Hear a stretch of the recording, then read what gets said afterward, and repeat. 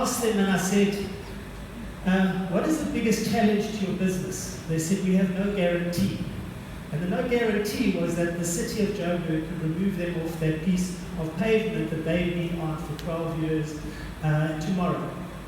But the sad thing is that the no guarantee that happened recently was a listeriosis crisis, which meant that a large proportion of their business was destroyed by the fact that we had listeriosis in Poloni, and the marketing industry and the manufacturing industry did nothing to protect her or to help her weather that storm. There's a range of businesses like this in the sector. From the small ones, I mean, even Coca-Cola's picked up, you won't be able to read it, but that water thing says the Smile Maker. I'm not sure the Smile Maker is the water or the Coca-Cola. But anyway, so there's a multitude of these businesses. In fact, the lady, and they're not all informal, that place there called Spatlo Palace. Spatlo is a quarter in the north of Pretoria. Spatlo Palace is a lady who owns 8 water outlets and some traditional food outlets. She bought herself a Range Rover Velar the other day for 1.6 million. She considers herself unemployed. And I said to her, and why did it cost so much? She said, I put every single thing I could onto that Range Rover. If it had a sunroof, I wanted the bigger one. The seats vibrate, everything. And she built it out of that. She was the daughter of the rector of one of the technicons in Pretoria, and she's very educated, and she decided actually the opportunity lay in the informal sector, in food that was culturally relevant. And the important part about most of the informal economy is the fact that, and a lot of people have spoken about it, is about it connects to culture and is very much part of people's lifestyle. She has electric scooters that shoot around, delivering the orders. She has a tuk-tuk, she has bicycles. And we have that whole range, and as you can see from the numbers there, the water industry alone is worth 10 billion rand a year. The fast food, what I call gasi course industry in the townships, employs about 200 to 300,000 people and is worth almost 90 billion rand a year. I think by comparison, KFC is somewhere around 3 to 4 billion rand turnover, so it gives you an idea of the scale. So we have this massive industry, but it's an invisible economy, like most of the informal economy, or what I call gasinomics, or the gasi economy.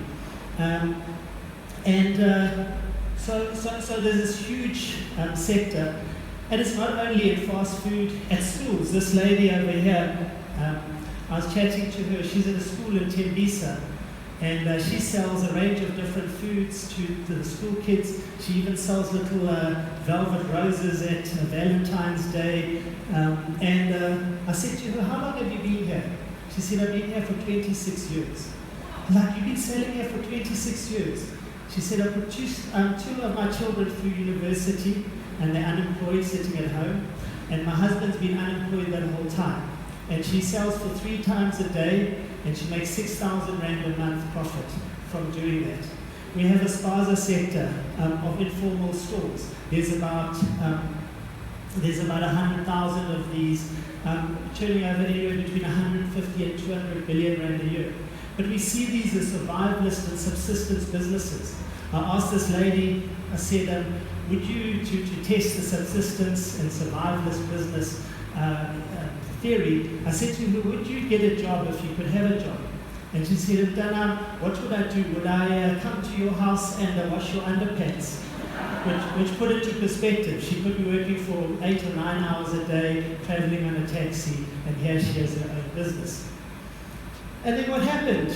We had this listeriosis crisis, and importantly, the manufacturers and the industry went and spoke to the people like ShopRite and Pick n Pay, and went and withdrew the stock, and we saw lots of images like this.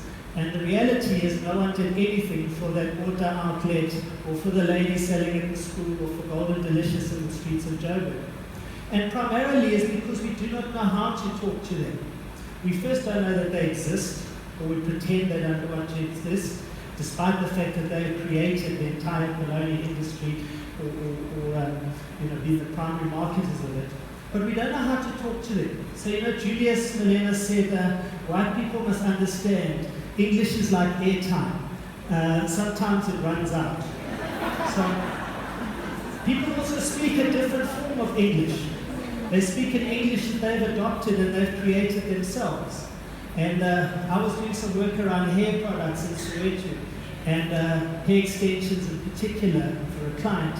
And I came back from Soweto, and I said to my wife, who's white, I said, you won't believe how many women in Soweto have Brazilians. And Sue said, yeah, that's very interesting. And I said, yeah, they showed them to me. And so Sue said, what? I said, and I felt them, they felt real. And I realized that my wife's idea of a Brazilian was a certain way of shaving, and the Brazilian was a Brazilian hair extension.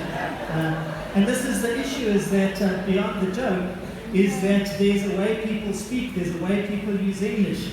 But we don't know how to do that because we haven't been into those streets. We're not talking to people. We expect them to learn our language. Pepe, thank you, you're learning Zulu. We should all be speaking Zulu. And more importantly, we should be speaking the language that people speak.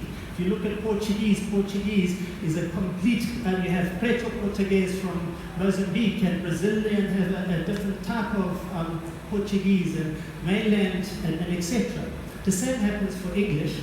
But we still insist that our marketing material and our information has to be the English of the Queen, and we're not speaking it. We either want to speak vernacular, the way Shaka spoke it 1 million years ago, or we want to speak the Queen's English. And somewhere in between is the way we should be properly communicating with people in these societies.